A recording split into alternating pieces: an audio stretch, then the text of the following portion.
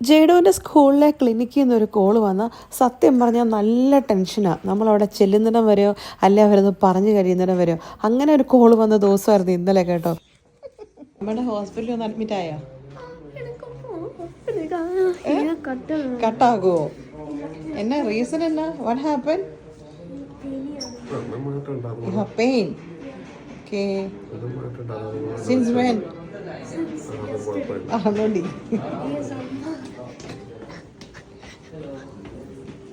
ഇന്നലെ സ്കൂളിൽ നിന്ന് ക്ലിനിക്കിൽ നിന്ന് വിളിച്ചപ്പോഴേ പറഞ്ഞു ജെയ്ഡോൻ്റെ ജോയ്ക്ക് നല്ല സ്വെല്ലിംഗ് ഉണ്ട്, പെയിനുണ്ട്, നിങ്ങൾ പെട്ടെന്ന് വരണം എന്ന്.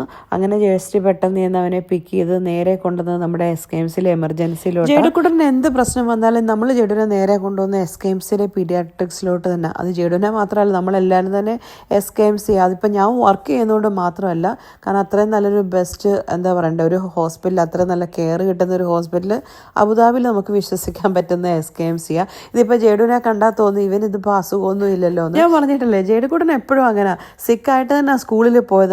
ഓക്കെ അമ്മ ഞാൻ മാനേജ് ചെയ്തോളാം എന്ന് പറഞ്ഞ് തന്നെ അവൻ പോയത്. അവനങ്ങനെ സിക്കാണെങ്കിൽ അങ്ങനെ ഓവർ എന്താ പറയേണ്ടത് ഇമോഷൻസ് കാണിക്കുകയോ അങ്ങനത്തെ പ്രശ്നങ്ങളൊന്നും തന്നെ ഇല്ല.